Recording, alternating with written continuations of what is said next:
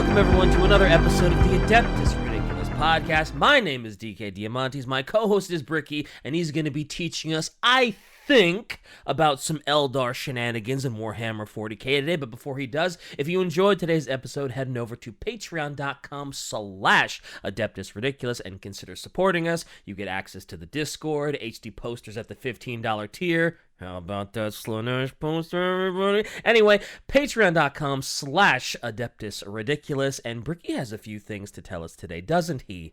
I have more than I normally would like for major episodes, but we do want to go and hit with the sponsor real quick, so let's play the real hit it. Hi, I'm Bricky. I normally tell you about shaving your balls. Today, no longer. I'm telling you about shaving your face, your beard, something that I have with the fantastic Beard Hedger Kit. In fact, it's a Beard Hedger Pro Kit, technically. The Beard Hedger Pro Kit comes with the certified Beard Hedger itself, great for your beard, and also with multiple types of selectable lengths to get the perfect kind of cut. Carrying case for it, of course, and a whole load of extra accessories, including beard oil, beard shampoo, beard conditioner, and beard balm. And if you thought I was done, we also have excellent scissors for shaping it all out, and it makes that really cool scissor sounds, you know, like when you see it at a barber.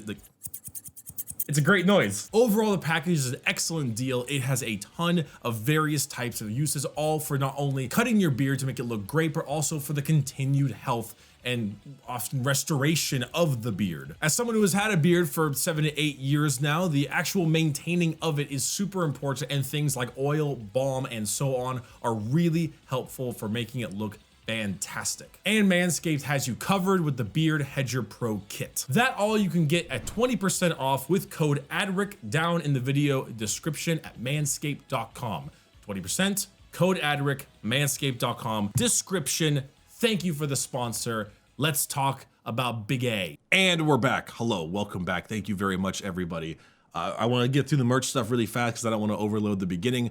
We do have two new merch things. One, if you like that Slanoosh, you like the snake, you like the poster, you like the stuff, we're selling quite a few of those posters. If you want to grab them at orchidate.com, they are, you know what they are. You could see it. You see it there. You see what's happening. Wanted to get your live reaction to it, but sadly, it just didn't line up, did it? You know, you're throwing me a femboy snake Fulgrim poster. You know, I expected it to be way more cursed than it was. I'm actually kind of mad how tasteful it is. It's actually a really good piece of art. It is a great poster. It kind of checks all the boxes. It's kind of tasteful. It could be kind of lewd depending on how you look at it, and it's lovely. I love it. It's great. Also, I wanted to give a shout out to one of our fans. A while back, one of our fans was in, I think it is the Air Force, and they fly refueling missions as their main job. And they were asking, hey, do you have any Adeptus Ridiculous flags at all to fly? And we originally didn't have any, but we decided to make one for them because apparently it's customary to fly certain flags on missions. No. So they actually, this one's upside down, I'm sorry. This is actually a picture they took and sent it to us at the merch store. They're flying a Cadia Stands Cadian flag for the refueling mission. That's them taking a picture of the flag, and there's so cool. the jet being refueled. So, and they have a certificate that the flag has been flown, signed, and all. I didn't take a picture of that because I don't want to dox their names. Yeah. And it was a really, really awesome thing. And so I thought, you know what? Let's sell Adeptus Ridiculous flags. Oh, hell yes. So also available at the merch store, we have Adeptus Ridiculous flags, classic 3x5 feet. They are gigantic. There's a big old black flag with our logo. It looks really cool. Kind of looks like a pirate flag, but like, you know, Adeptus Ridiculous. It is all available as well in the merch store. If you'd like to check it out, throw it on your wall, fly it on your yard, whatever you feel like doing. If you do fly it on your refueling missions, fly it on your refueling missions, throw it in your barracks if you're currently enlisted. If you do, please send us pictures of it on Twitter or on Discord. We would absolutely adore seeing it. That is the coolest thing I've ever heard. Oh, that is so Rockstar. I must admit, DK, you threw a lot of emphasis in that. It almost made me sound like you were being sarcastic. No, I am genuinely so hype about that. Once you showed, I thought that picture you sent at first was like a painting, and then I was like, ooh, that's real. That's so cool. And that's just, Oh, all right. Don't hurt yourself. Sorry, I'm old. Hype could, break a hip. So, did I already tell you what this episode is supposed to be about? Because I know we talked about a bit the last episode. I don't remember if I told you about this one. I was under the impression that today was just gonna be like, last time it was like, oh, before we talk about the Phoenix Lords, we have to talk about the Aspect Warriors and how the Aspect Warriors came into being and all that. So I just figured today was going to be more about describing and talking about all of the different Phoenix Lords in one episode. Well, that was originally the plan. If there was something else that I wanted to talk about that didn't come up, there is. And so that will be our next episode. This episode. Oh no, Ted already knows this. Ted's got this. Okay. You gave them more notice than right now as we're recording, huh? Good. Do you think Shy would not have a gun to my head right now if I was like, I've changed my mind on the episode? Again. By the way, Ted, good luck getting the thumbnail out in time. Good God. Again. But unfortunately for you, it does mean you have to have a quote. I almost spit out my coffee. The denizens of the warp are not our allies. They are not patrons to us, and they will never grant us the boons we seek. Their nature is the same as that of their duplicitous realm, perilous to credulous fools, but a potent resource for those with the willpower to take it without giving in return. My will has endured for 10,000 years, even in the face of the dark gods themselves, and I am no fool. This definitely seems... this has to be like some specific Eldar dude meister that...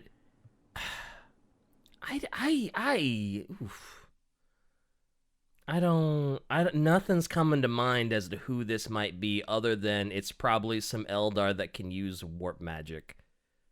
All right, that's super wrong. Shit. It's about taking the powers of chaos and not offering anything in return. So they are utilizing the powers of chaos. Okay, well, I didn't know. I figured this was a lead up to the Phoenix Lord, so it had to be Eldar somehow. I didn't think it was specifically 40. About the first line of the quote. All right. Yeah, okay. And what was this? My will has endured for 10,000 years. What happened 10,000 years ago? Stuff. The Horus heresy. Good Lord, man. Well, Good yeah, Lord, but, man. It's Abaddon. It's Abaddon. It's the big man. Why are we doing We've done Abaddon. Because we're doing the new Arks of Omen book. We're doing the new book. How does Abaddon... What? You've thrown me for a total loop here. All right, God, fucking... My mind was so completely set on something Eldar related. The Arks of Omen, the new book, chapter 1. It's not even really about Abaddon. It's about the new guy, Vashstorr. But it's called Abaddon, God damn it. I didn't even know there was a new book. I don't look up this stuff. I didn't know there was a new Abaddon book. Epic 40k quote fail, laugh at this user. That's not fair. I was led to believe that today was going to be somehow related to Eldar, okay? But then I told you it wasn't. All right, never mind. Screw this stuff. You never all right, let's told talk me about that, the Arks did of you? Omen. Let's talk about Abby. We're talking about the Arks of Omen. It's more about Vashstorr and the Arks of Omen. But anyway, all right, it's a new book. It is a new book. It is continuing more of the actual modern story of 40k. We are technically in the 41st millennium now, or 42nd millennium now, I believe. But screw it, we're in 40k. Screw it. 40k, yeah. 40k. So this is a brand new book that came out that's offering a bit more of the gameplay and narrative changes, but also is continuing the story. This is post-Fall Acadia, this is post the Great Rift, this is post Imperium Nihilus, and it starts off with a Forge world. Well, maybe not a Forge world, but a Mechanicus world, basically. Okay. And unfortunately, this world has a bunch of fancy-pantsy, deep vault artifacts and things held by some Inquisitors. And unfortunately, it just pure chance, bad luck, warp, messing with stuff, who knows, a servitor breaks some stuff, and the extremely powerful anti-detection fields of the moon that it's on go down for about 5 minutes. And then the Black Legion in those 5 minutes senses this planet, gets a readout, and heads on towards it. And then they assault the world, kill a bunch of people, and a few of the Dark Mechanicus thralls, enslaved, or, more like just Dark Mechanicus people in the Black Legion, go ahead and go through the data vaults of the moon, looking to get special data to gain Abaddon's favor, naturally. It finds a fancy, corrupted scrap code data tome that it decides to bring back as a way to help with the despoiler. So, flash forward a little bit. Abaddon is in the observational room, I guess is the word, whatever you want to call it. Sure. He is basically in an oracle area where the entire ceiling is covered in flesh bodies of screeching souls. Not like the Screaming Gallery, more so like similar, but like warp energy is flowing through all of them. The revenants called oracles, and he has this giant orange rimmed octagon of sorts on the floor. So instead of like a holographic table to see like a battlefield layout, he is basically going to the psychic future seeing room. Oh, okay. The screaming warp room. The screaming warp room that allows him to look into the future, to see outcomes. So as he's flipping through all of these future flame holograms, he sees Herald World Claimer, the guy we joked about in the episode with Kirioth. Herald. Oh, Herald. His victory fighting some loyalists. And Abaddon's like, I've seen this already. I know he wins. Next. And he's kind of like, it gives us a little bit of good development for Abaddon, because he's like kind of antsy. He really wants to kill stuff. He wants to, his sword, Drachnia, is a demon sword and wants to spill blood. He just kind of like can't right now because he needs to play this kind of long game, the long war, but he's just kind of annoyed, and he's seeing like all these kinds of futures, and he constantly goes in this room. This room is one of those rooms that you just can't go into if you're anyone lesser than Abaddon's soul. All of the screeching revenants on the ceiling will just like freeze you in terror. Oof, but he's just insane.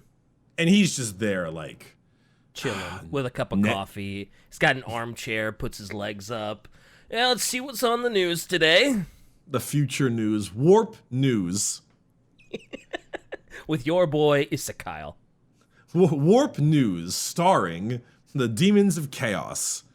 Just imagine that news, that and on today's warp news, Herald World Claimer has killed 1 million loyalists again. It's like, I've seen this one before. Rerun. Change next channel. Yeah. Change channel. He sees more of his fleets going across the battlefields and killing loyalists. Next, he sees 1,000 black metal hands dragging down his forces into a pool of screaming souls, and he's like, I know about the Necrons already. I'm aware of the danger they pose. Next. Click. All the while he's wearing pink fuzzy rabbit slippers, and he's got hell yeah. He's got the robe on, and it's like this giant robe that covers his stupidly big armor. he's got a little 5 o'clock shadow because he hasn't shaved this morning yet. He's got like a little a coffee mug that says "Fuck you, Dad." It works too because the Emperor isn't his dad; it was Horus, and he doesn't like Horus. He thinks Horus is a fool. His cup says "World's Greatest Dad," but he just X'd out Dad, so he's World's just got Greatest the World's Son. Greatest. Yeah, World's Greatest Despoiler. You know how he has like the little top knot? Instead, it's like a sleeping cap with like the funny like the Santa looking ones. with the pom pom at the end. Yes. Yeah. Yes. Oh, let's go. Internet artwork. This, please. So he's watching Warp News, right? Mm-hmm. And then he eventually goes and sees Fulgrim, and Fulgrim is out there just murdering everybody, including his own forces, and he's just furious because he's like, "God damn it, Fulgrim and the Emperor's children again with this, constantly killing my own people." Not doing anything to help the Long War, just enjoying your sadistic fantasies. Like Abaddon is really struggling with maintaining coherency with his forces. Because I bet it's interesting to note about Abaddon because he serves all 4 chaos gods equally. Yeah, but the problem, Legion, right? Yeah, because Black Legion. But he takes the power from all 4 gods. The problem is that all 4 gods want him to be their champion. But the moment he allies with one specifically, he gives that god a ton of power. Right. And so the gods are like meticulously using him, but they don't like giving him too much power. Or they have a bit of fear between like because the great game and their greatest champion. So what they'll do instead is they'll mess with his followers. His followers. Oh. Yeah, because he becomes a demon prince, he loses his free will. And so Slaanesh is kind of pushing Fulgrim to be like, "Hey, why don't you go kill like 10,000 of Abaddon's soldiers or something? That'll get him." No, not quite like that. Fulgrim is doing that because Fulgrim's a shithead. And that's just Fulgrim. Okay. That's also fair. Also very fair. Okay.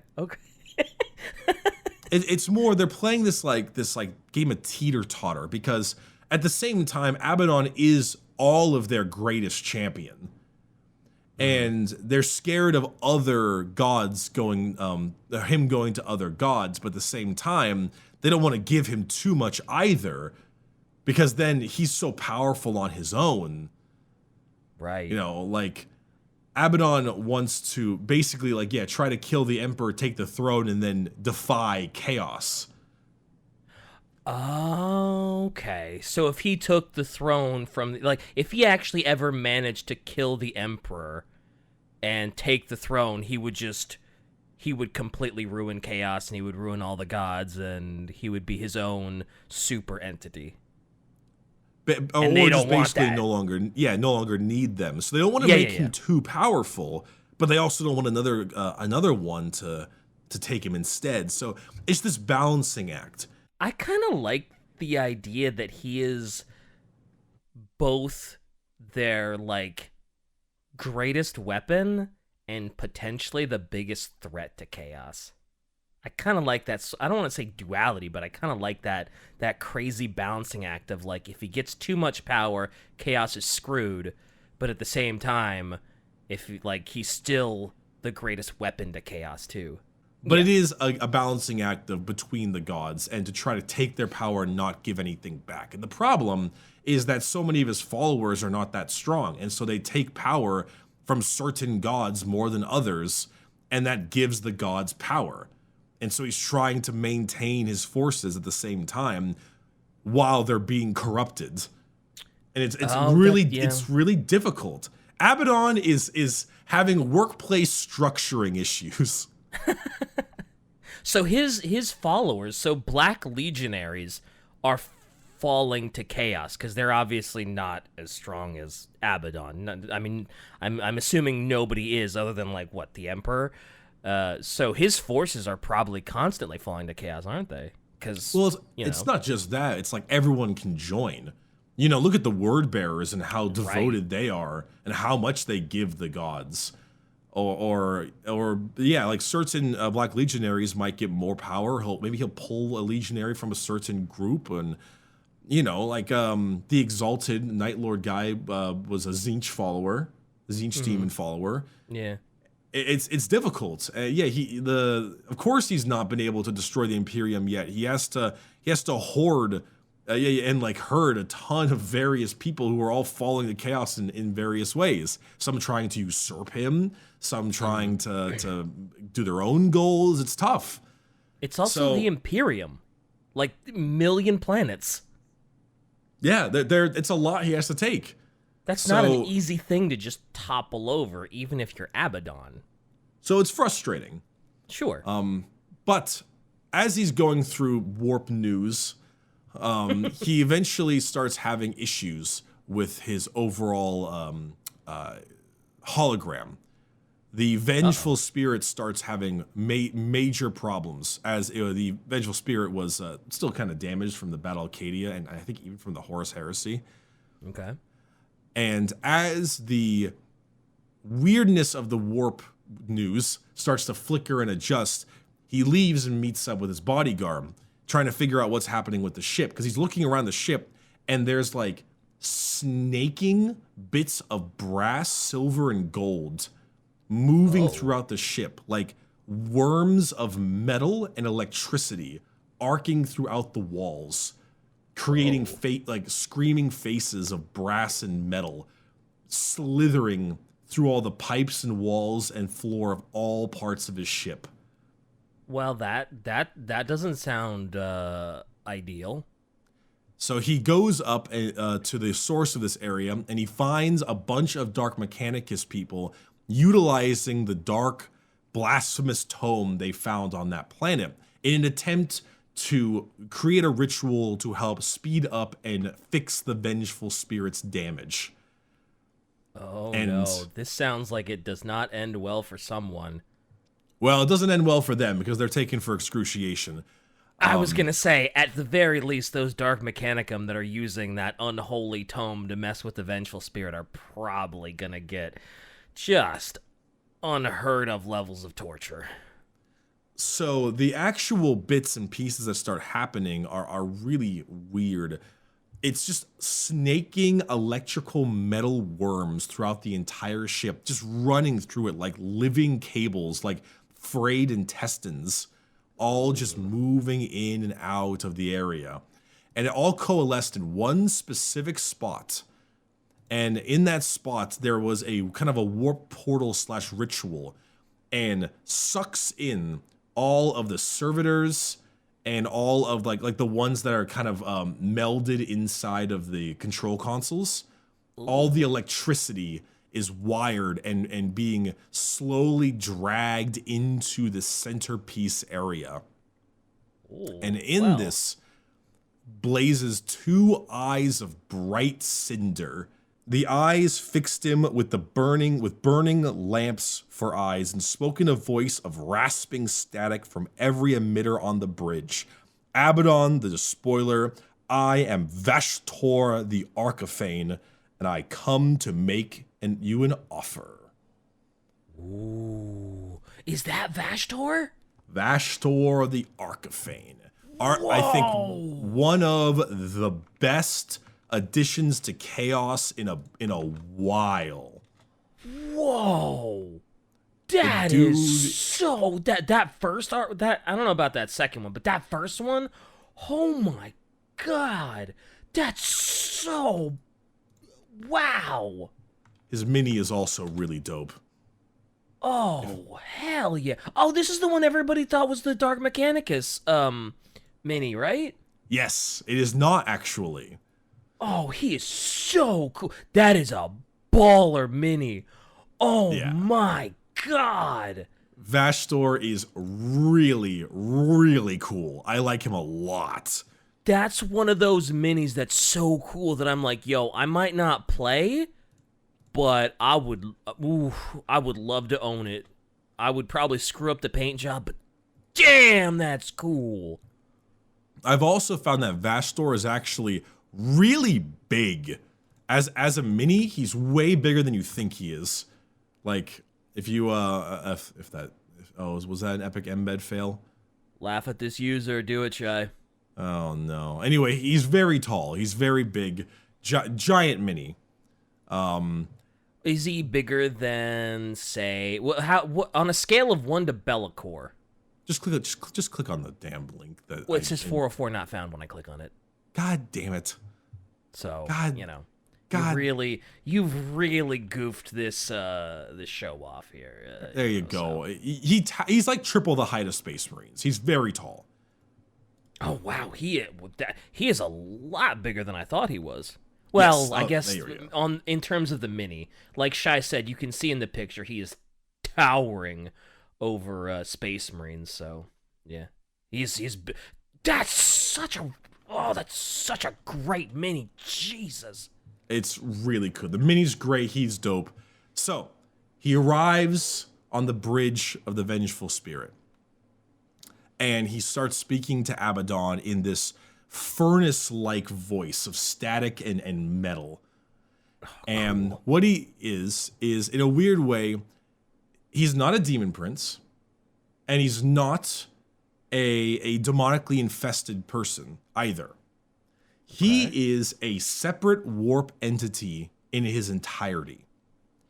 So, this is actually just great development for Chaos. I like this a lot. So, in the realm of Chaos, we have the 4 major realms. Khorne's place of blood and brass. You have the Plague Gardens of Nurgle, the Crystalline Labyrinth of Tzeentch, and the 6 layers of seduction or pleasure or whatever for Slaanesh. There is another area in the realm of Chaos called the Soul Forges. Ooh, cool. The Soul Forges are a blasphemous mechanical zone that has a black sky of twisting fumes and oil and sludge. Oh, and this place sounds so cool.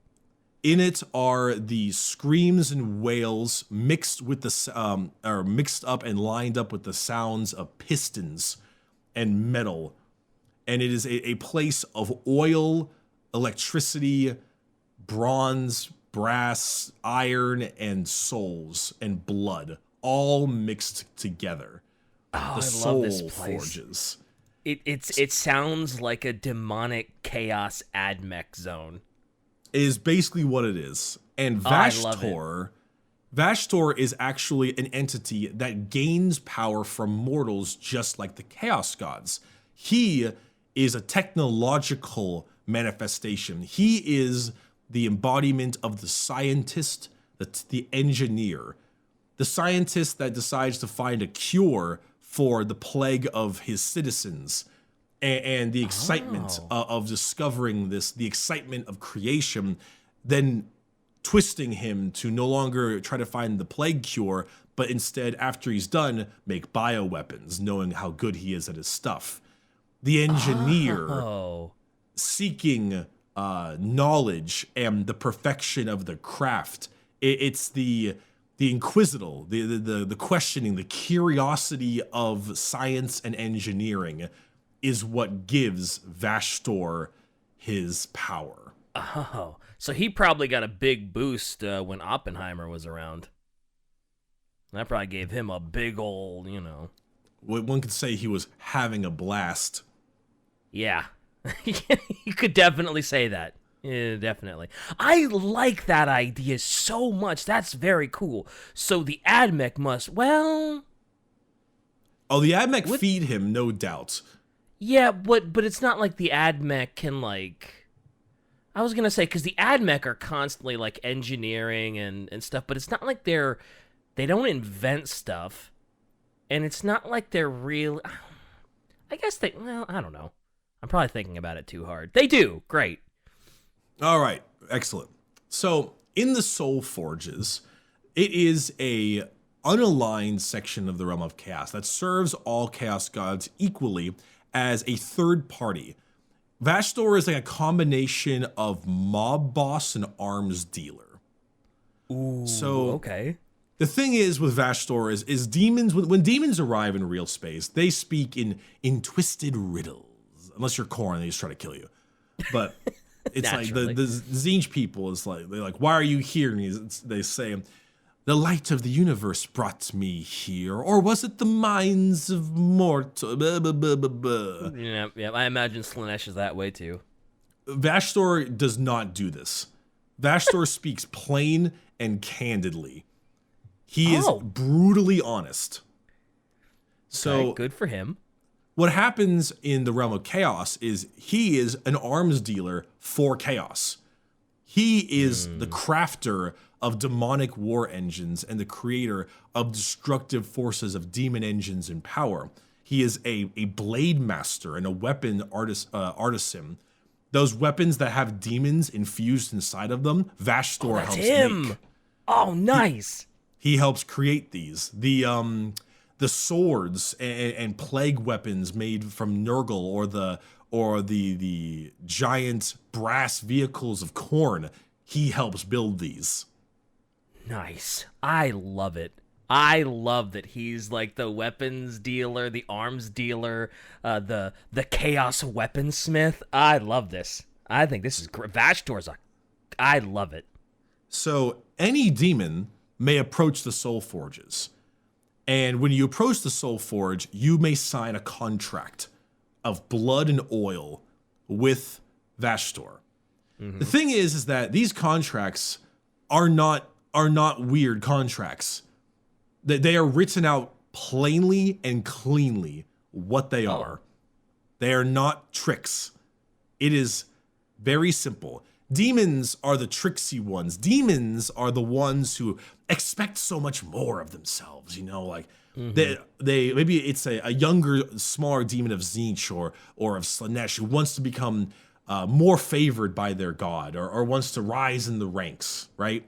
And they need to find a way to do it. So they go to Vashtorr, and often their contract is simple.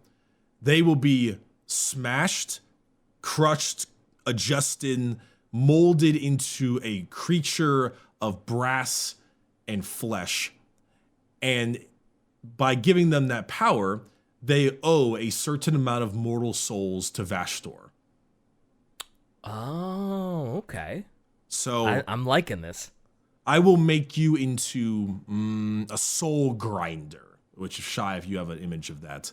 Be perfect. A soul grinder, and then by then you must reap me 1,000 mortal souls in return. But maybe by a certain time frame or something. And if you don't, then you owe me. What would you give back to Vashtorr? Just like your soul, or you become like a soulless worker for Vashtorr, or how does that work? Enslaved to his work, yeah. Okay. So That makes sense for a chaos entity. A lot of smaller demons that don't have a whole lot to offer will often offer their services and sign a pact of servitude to Vashtorr for an unspecified amount of time for power. Yeah. Okay. But once their time is up, so long as the contract doesn't state anything otherwise, that's that. Like, you're done. They just get to keep the power. Congratulations, you got me the souls I needed. I'm strong. You're strong. Party on, Wayne. Party on, Garth. They are an absolute completely, what's the word I'm looking for? Brutally honest contract. I like that. He does not speak in riddles or tongues. He is just flat out. You work for me. Give me this many souls. I will turn you into a beast of destruction. Which this is the soul grinder, by the way. I like that. I am digging Vashtorr and the Soul Forge, and this is whoa. The mini's a little bad if I'm being honest, but that's the concept, a mixture of both. I don't know, that mini's pretty cool, to be honest. Like this weird amalgamation of flesh and metal and brass, and it's like this sort of techno spider thing. And that really cool, like, broken sword made out of techno. I love it. Ooh, boy. There's not a whole lot that I'm disliking about Vashtorr and this Soul Forge stuff. I am smacks. Dig 'em! You're on board, yeah. I am fully on board with this. I might have found a new chaos thing to worship. So, well, that's a good thing too, because Vashstorr is unhappy with where he stands as this middling arm dealer. Because the thing is, the Chaos Gods let him be because they like his work, but also they don't want to push their influence on him too much, because if they do, he might alienate himself from them. And then next thing you know, Khorne, Nurgle, and Slaanesh all have Vashtor's allegiance and their work, and Tzeentch is out in the dust. No pun intended. Nice. That was good. That was Thank good. you. I like that. Thank you. But yeah, that is a worry, is that if they constantly are trying to get his favor, like he works for all of them in a tenuous alliance, but like a mob boss, you know, you don't want him only working for your competitors. Yeah. And all of them don't want to, like, because if you lose him, you lose all your arms. So if Chaos is like, oh yeah, let's all rise up against Vashtorr, it's like, why would we do that? He supplies us with our weapons. Like, if we get rid of him, we got nothing. We got to find a new source of weapons. So he's an important figure. Oh yeah, very important for Chaos. Abaddon has been having this dream, this weird, like, prophetic dream, where he wakes up and he sees the stars in the sky being consumed, being just slowly breaking apart, and darkness is surrounding all of the stars. They falter, they stutter, and they burn away, and they start to crumble into ash, falling on his face like snow. And as he turns his face away, he drags smears of darkness that scald onto his skin from his fingers. Wow. And so, he knows it's the end of everything, and yet, he has this revelation that he can stop it, and he starts to dig. And as he digs and digs and digs, he uncovers patterns, furnaces, and screaming mouths of chains and hammers, and a figure with eyes of burning cinder. Oh, okay. And then got it. And then he digs more, and he finds a beast, Crimson Giant, which would be Angron, I believe. Okay. The second book is called Angron in the Arks of Omen. So, makes then as sense. he continues to dig, he sees an ancient knight kneel upon a field of victory and weep tears of cinder. And he continues to dig and dig before he wakes up screaming with hands bloodied, and then he dreams again. So he's got this kind of prophecy. And the idea of the prophecy is kind of chasing down MacGuffins to craft an artifact of unimaginable power that he will use as like a key. And the key opens up the stars and unleashes the flames of, like, retribution for his war. Ooh, I like it. It's a key of brass and bone and clockwork. And Vashtorr basically goes to him and says, I see the prophecy, and I don't like where I'm at right now. I do not like my position.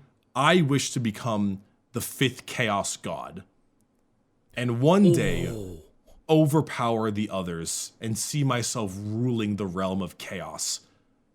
Oh. So just because of that, he's speaking to Abaddon. He says, in my vision, I help you, and we find the things together. And you get your great, powerful weapon, and we wield it together, and I become all-powerful. I become powerful by helping you, simply put. And consider this a token of my appreciation. And all those worm-like electricity and metal, like oily snake things are actually fixing his ship. Okay.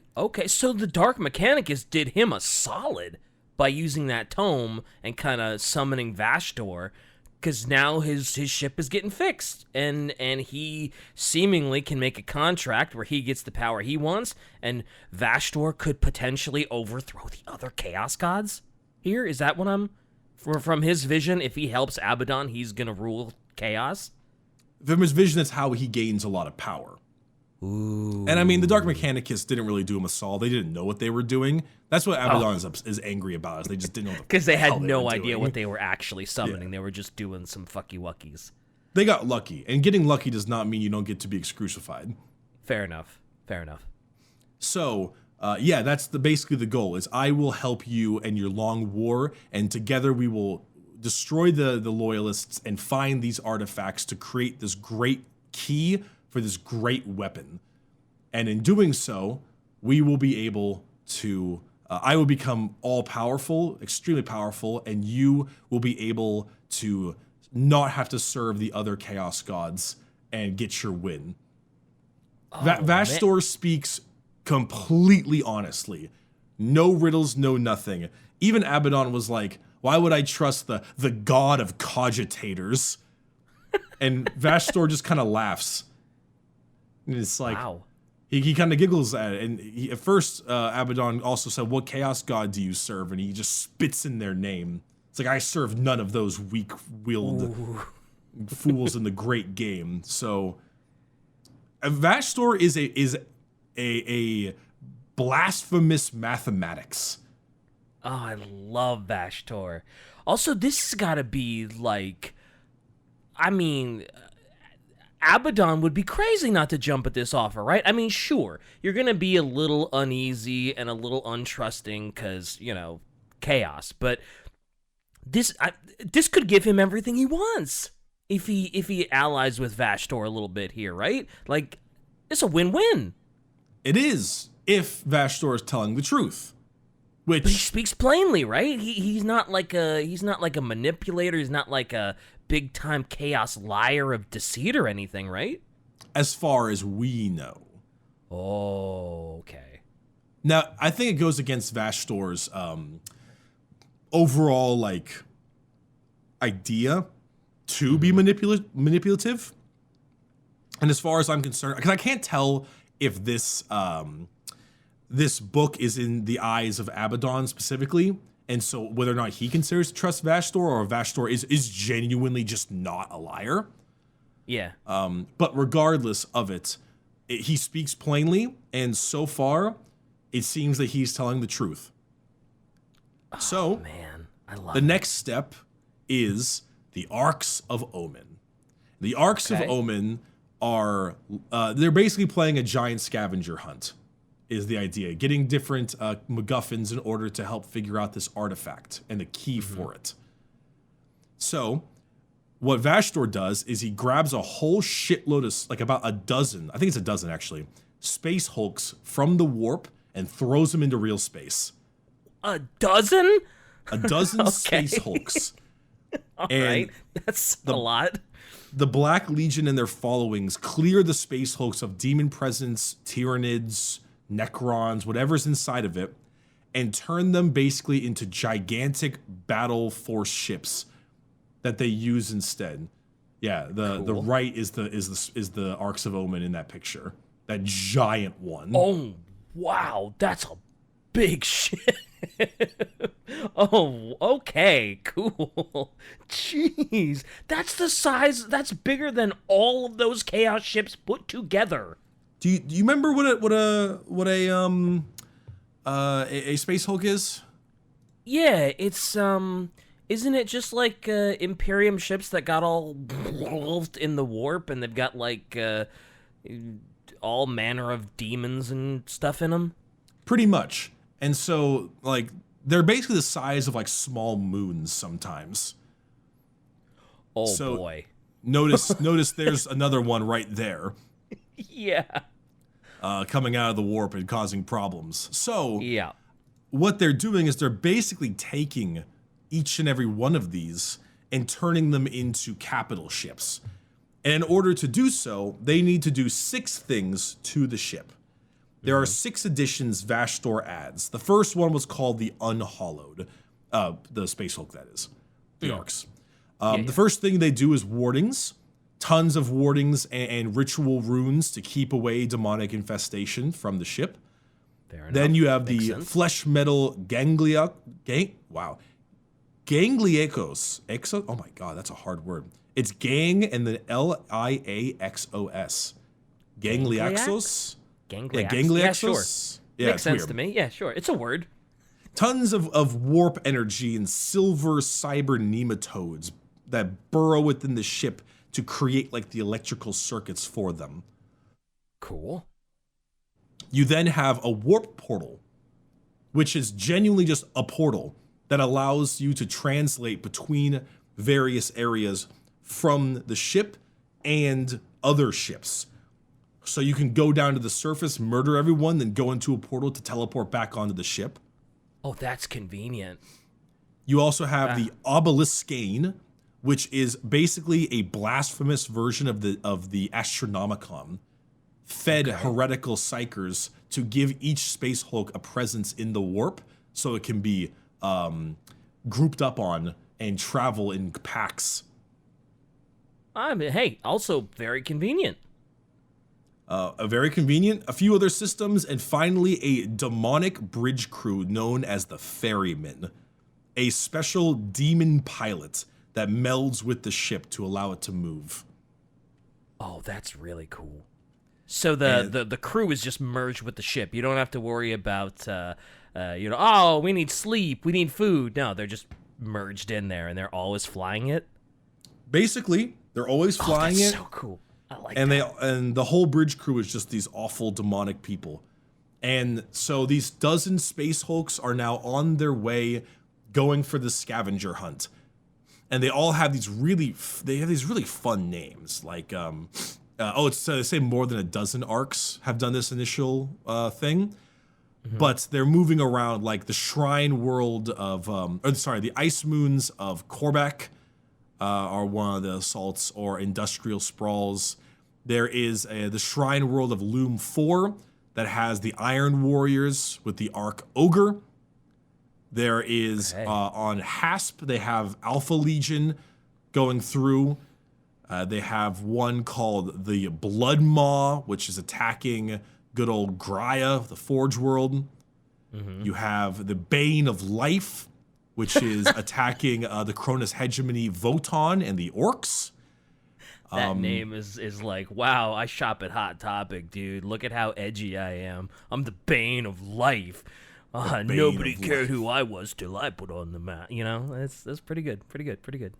There is also a Bale fleet going against Ulthwé Eldar and Dark Eldar Cabals. Apparently there is a name for Night Lord Chaos Lords called Flens Masters. I thought you were gonna say Flay Masters. That was like apropos name. Way to go. It's the same. Flens, you're flensing, you know, it's the same. I've never heard the word flensing for like flaying someone. Is that like the past tense of being flayed is you've been flensed? Like what?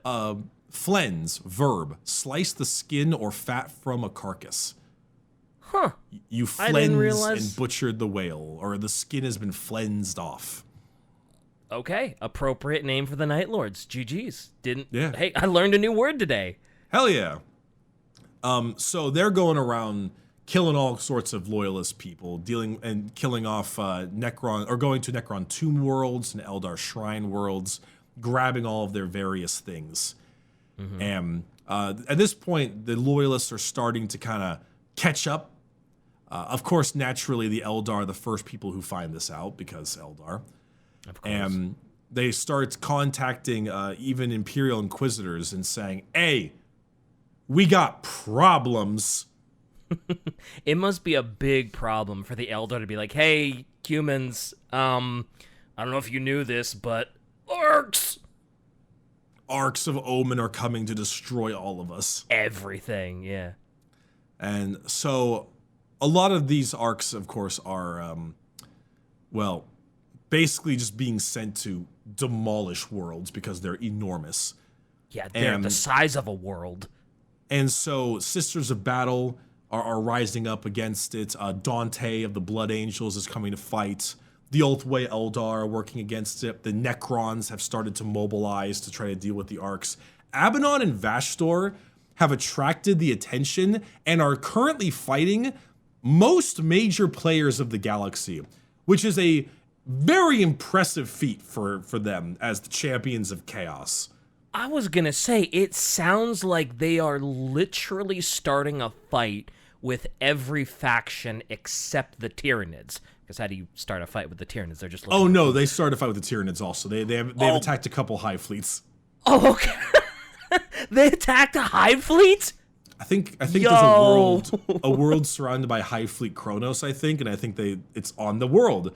Their MacGuffin is on these worlds. Wow. Okay, so they are just fighting everyone, and how are they doing? Because it sounds like with these arcs, they're gonna be a threat to everybody. Because I'm assuming these arcs do not go down easily. No, they don't, and they are a threat to everybody currently. They are. Yeah, Shy was like, people widen the chaos sits there doing nothing. So GW went, they're gonna fight everyone. Yeah, they are fighting everybody. Oh, after hearing all of this, like, I thought Vashtor's mini was cool, and now I'm like, yo, Vashtorr needs a bigger mini. Like, he needs to be like this. He needs to be bigger than, why am I drawing a blank on the Primarch for Nurgle with the gas mask and the scythe? Mortarion.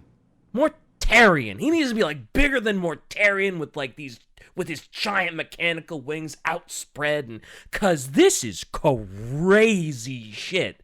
Like, they're fighting a war with the world, with the universe. I mean, yeah, Space Hulks are enormous. Don't forget, like, Gazkul had 3 of them or something when he had that giant wall against Yarick. Like, it is a genuinely horrendous threat. And now you have a coordinated attack by the Black Legion. And yeah, Vashtor's a big dude, and he also, like, he can, like, ride around, fly in the sky on psychic lightning and stuff, and his hammers. And he, like, screws around with machines, obviously, so he can screw with your stuff. Oh, man, oh boy, it's really hard for me to not just completely simp out for Vashtorr right now, because all of this just sounds so much cooler than any other Chaos stuff. It's just so Rockstar, just taking on the entire universe with these giant arcs and the Black Legion and Abaddon. I am so all in right now. Oh, dude, you get in line, man. When I was reading this, I was like, wait a second. Vashtorr is an absolute baller. This is the best character they've added for Chaos in a while. Oh, yeah. This is the best. I love it. Sign me up. And one of the arcs also is led by Angron.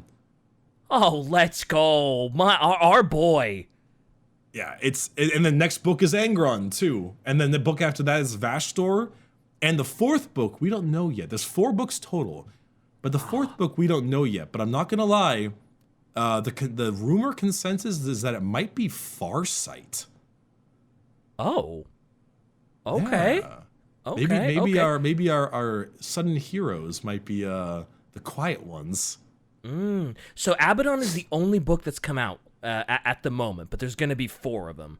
Correct. And then I think then we get to like 10th edition Warhammer when the game changes, and then I think that's when new stuff happens. Man, I want to know all the stuff that happens, and I'm invested in this. This is so great. I love it. So Vashtorr and Abaddon talk a little bit, and it's kind of interesting to see their back and forth because Vashtorr is also equally angry with some of his own issues. He has like his voice is like unexpected machinations see the foe amass a force about Malak Bale too great for any Bale fleet to overcome. Their entire 4th Crusade fleet gathers about the site like filings to a magnet. Acquisition cannot be achieved. And Abaddon couldn't help himself as he laughed hard and cruel, as he had a bit of delight that even the demon demigod is not as like omnipotent and can't handle all of his forces himself. Yeah, because it's kind of like because he has the exact same issue. Like Abaddon's struggling hard with keeping his own people together, but even Vashtorr is not strong enough to just handle everything easily like a chaos god can because he's not big enough. Yeah, so they're kind of mood kindred. Yeah, they're one and the same. Yeah. I liked his statement after that. He specifically says, "Account for your mirth." It's a lot of fun. Well, I guess so technically Abaddon is with Vashstorr, and do you think they're actually going to fight Chaos at some point? Like that they're actually going to like try to overturn the other Chaos gods, cuz that's what Vashstorr wants in the end. So, I don't think that will ever happen, simply because Chaos never ends up fully winning normally. And also, the idea of making a 5th Chaos God is not an unheard of thing. I think they did that with Sigmar with the Great Rat, the Great Horned Rat, I think is what it's called. Oh, I have no idea. The possibility of him ascending to a 5th Chaos God is a thing. Ooh. However, I think from like a meta perspective, an overall world building perspective, him being a little bit under makes for better character development. Him struggling more makes for better character development. Right. So I don't think... I don't want to say the underdog, but it's... Yeah, I get what you mean. Well, no, I think so. It's like Abaddon is working hard to defeat the Imperium, but Vashstorr is the underdog of chaos in general, you know? True, because he's not really at the godhood status, but he's... Yeah, okay. I'm curious to see how it's going to go, or how it will affect it all. I don't think he'll be like the biggest, newest Chaos God or anything, but I'm really curious to see where he'll be taken. I honestly wouldn't mind if he did eventually become the 5th Chaos God. I would not mind that one little iota. I feel weird in the sense just because like we've had the big 4 for so long that a lot of the game is kind of centered around the idea of 4.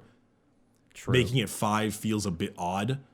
So just have him constantly struggling and he never quite ascends to godhood, but he's always kind of, you know, that little thorn in your side that's just enough of a threat. I'd like him to still ascend to godhood, just a smaller god. Just a smaller god. Oh, okay. Yeah. I'd be also, down with wouldn't like... it be better if they, like, instead of fighting the whole universe, they took all their arcs and just individually attacked each faction? So, because like those arcs seem so powerful that if you were just like, oh yeah, let's just take all of our arcs and we're just gonna go bomb Terra, like who's gonna stop you? So they're not necessarily doing... Oh, okay, so actually, that's a great thing you just said right there. Hooray! So the point to state is that Abaddon specifically talks about that. He talks about the fact that he has enough forces to probably assail Terra. The problem is that he does not want to follow in the footsteps of his fool of a father, Horus, where he attacks Terra with living loyalists at his back. Oh, okay. He wants to rend all of the Imperium to lower the amount of forces by such a degree that when he fights Terra, the only enemy he has is facing him in the front. Okay. Because that was ultimately Horus's undoing, was I think the Dark Angels and the Ultramarines. Yeah, they were coming from behind and he was losing time.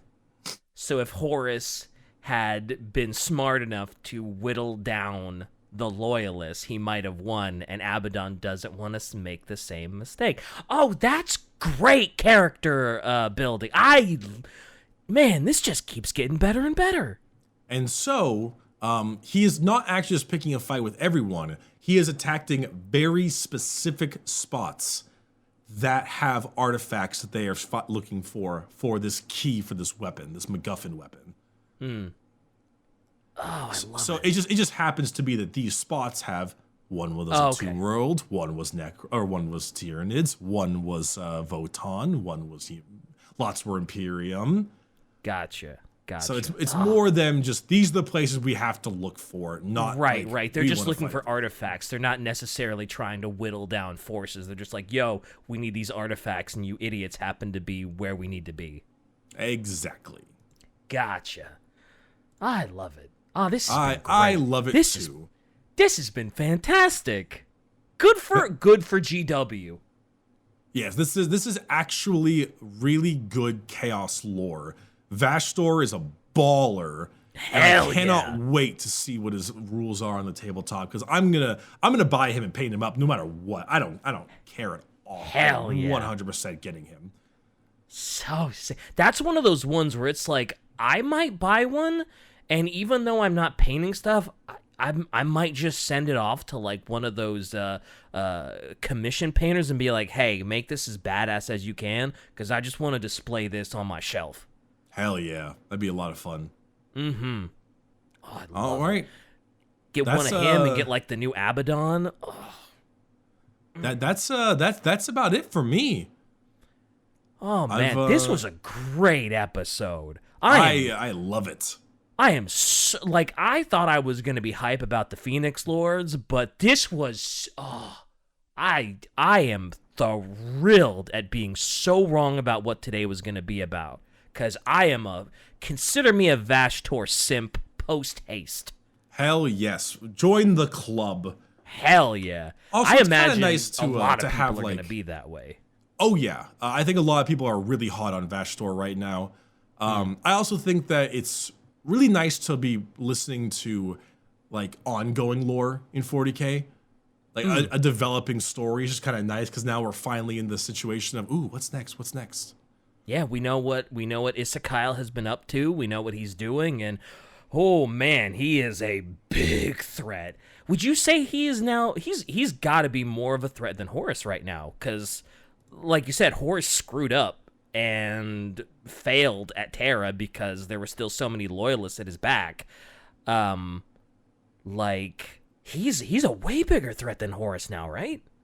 I would say so, but it's also because the galaxy is currently ripped in half by warp storms and things, because he destroyed Oh Cadia. yeah, and the Cicatrix Maledictum, and yeah. Yeah, no, I would say he's definitely a bigger threat than Horus, but also the Imperium has spread and breeded like flies in the past 10,000 years. That's true. The Imperium is probably a lot bigger now than it was when Horus was doing his shenanigans. 100%. So it's a little bit of a back and forth kind of a give and take. Also, like Shai said, he has the benefit of learning from the mistakes of Horus and the mistakes of Chaos. Sure. Someone made a very interesting point that with Vashtorr, it might actually be one of the ways they try to bring back Perturabo, because the Iron Warriors are so into this. Oh yeah, this would be the Iron Warriors' wet dream, dude.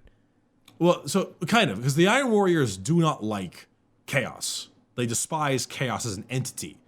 Oh, sure. But if they were going to like any form of Chaos, anything, this would kind of be the guy. The guy who signs pacts with demons. Mm-hmm. And he speaks plainly, and he's all about, like, it's all about twisted brass and oil and sort of mechanical inventions and stuff. This, yes, this could totally be a Perturabo thing. Yeah, so the pistons and souls, blood and oil, such a cool concept. So cool. Oh my god. This also seems like a great Dark Mechanicum faction too. With the blood, the oil, the machinery, the technology. Oh, it's just endless. Oh god, I love this. I mean, that would be, I was always kind of wondering, because I thought that in 10th edition, we would most likely get a brand new codex for the Emperor's Children. Just kind of makes sense. We got World Eaters this time around, you know? Yeah. And I think Death Guard was also recently. I think it was the latest one. And so I was thinking to myself, like, oh, it'd be really good to hit up Emperor's Children, but I wouldn't mind, like, some kind of Chaos side army, like the Soul Forges of Vashtorr, or something like god, that. Yes, please. Or Yes, please. some kind of Descendants of the Forge kind of shit. Like that would be super fun. I am So here we'll for see. it. All of Or it. All that would be, like, related content. That could be the Dark Mechanicus, you know, is like the Soul Forges is like the version of the Dark Mechanicus. I don't know. It's an idea.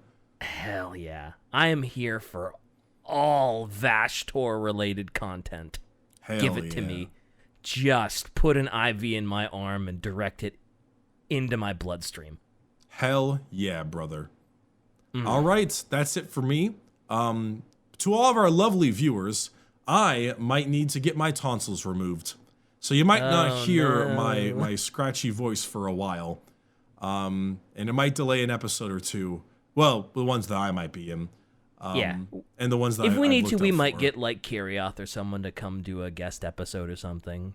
But Yeah. So we'll see about that. But besides that, Vashstorr gang. gang gang!